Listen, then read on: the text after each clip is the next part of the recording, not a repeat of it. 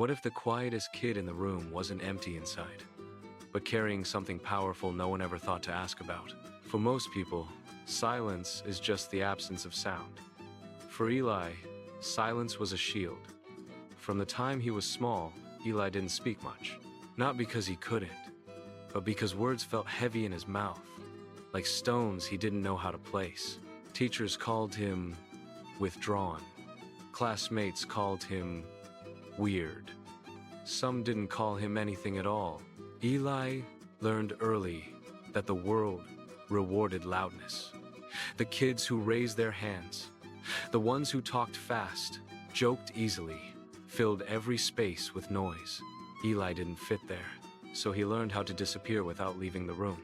At school, Eli sat in the same seat every day, near the window, not because he liked the view, but because it gave him something to focus on when conversations swirled around him like weather he couldn't predict. When teachers asked questions, Eli knew the answers more often than anyone realized. He just didn't say them out loud. When group work started, the desks shifted and chairs scraped the floor. Eli felt his chest tighten every time. He waited for someone to assign him a role. Sometimes they did. Often they didn't.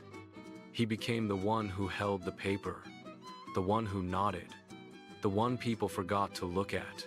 At home, things were quieter, but not easier. Eli's father worked long hours and believed strongly in toughness. The world doesn't slow down for quiet people, he used to say. His mother worried constantly, watching her son retreat further into himself, wondering if she had missed something important. Doctors said Eli was fine. Teachers said he would grow out of it. Classmates said nothing at all. But inside Eli's head, nothing was quiet.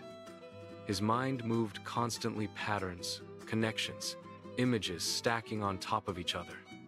Sounds became shapes. Numbers became movement. While others spoke, Eli listened deeply. While others rushed, he noticed details no one else thought to look at. Eli didn't express himself with words. He expressed himself with systems. When he was 9, he took apart a broken radio, just to see how the sound moved through it. He didn't break it further. He laid the pieces out carefully on the floor, memorizing where each one belonged. When he put it back together, the radio worked better than before. When he was 11, he started drawing diagrams in a notebook. He never showed anyone. Lines connected to other lines.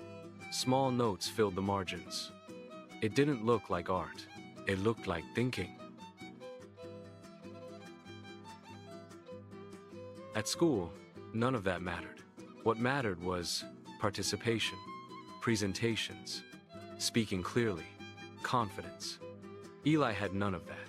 One afternoon, during a science class, the teacher announced a competition. Teams would design a system that could solve a real-world problem using limited resources. The winning project would be showcased beyond the school. Eli felt something stir inside him, excitement mixed with fear. Groups formed quickly. Chairs moved. Names were called. Eli sat still. No one asked him to join. The teacher noticed and gently placed Eli into a group that already had 3 students. They barely looked at him. One of them smiled politely and said, "You can do the drawings." Eli nodded. That night, while the others talked excitedly in group chats, Eli opened his notebook. He didn't draw decorations. He designed a solution. The problem they had chosen was water waste in crowded neighborhoods. Eli mapped flow systems, pressure points, failures that happened silently underground where no one paid attention. He redesigned the system so it could detect leaks early, cheaply, without advanced sensors. He filled page after page. The next day, Eli brought the notebook to school. During group time, the others argued loudly about colors, slogans, and presentation order. Eli waited. When there was a pause, he slid the notebook forward. They didn't open it at first. Then one of them did. The room shifted. They stopped talking. They started reading. "What is this?" one of them asked quietly. Eli shrugged. They asked questions, simple ones at first. Eli answered with short sentences. Sometimes just gestures. Sometimes he pointed. The more they listened, the more they realized something unsettling. The quiet kid had already solved the problem. Over the next week, the group changed. Eli wasn't the drawer anymore. He became the reference point. When someone was confused, they turned to him. When something didn't work, they asked him why. Eli still didn't speak much, but for the first time, he was being heard. Presentation day arrived. Eli's stomach twisted as the room filled with people. Teachers, judges, strangers. His teammates practiced their lines, confident and loud. Eli stood behind the display, hands cold. As the presentation began, things went smoothly until a judge asked a technical question no one had prepared for. Silence fell. Eli's teammates froze. The judge waited. Every instinct in Eli screamed to stay quiet, to shrink, to disappear like he always had. Then he remembered something. Silence had never meant emptiness. It had meant preparation. Eli stepped forward. The room seemed to hold its breath. His voice was soft. Una first. But clear. He explained the system, slowly, carefully. He didn't perform. He didn't exaggerate. He just told the truth of how it worked. As he spoke, something extraordinary happened.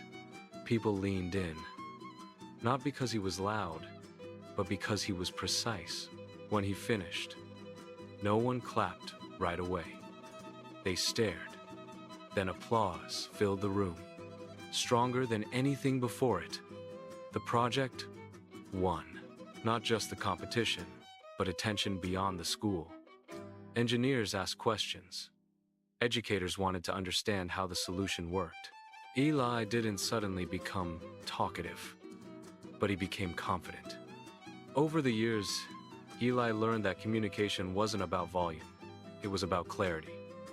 He studied quietly, built carefully, designed systems that solved problems people didn't even realize they had. As an adult, Eli became known for something unexpected. He was the one who could explain the most complex ideas in the simplest way.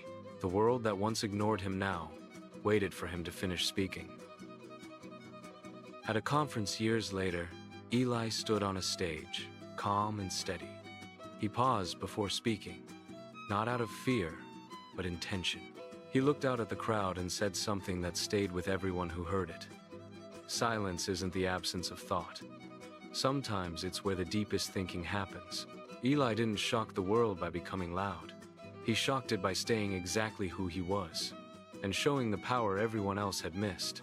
If this story inspired you, watch the next episode of Hidden Stories That Changed Lives and subscribe.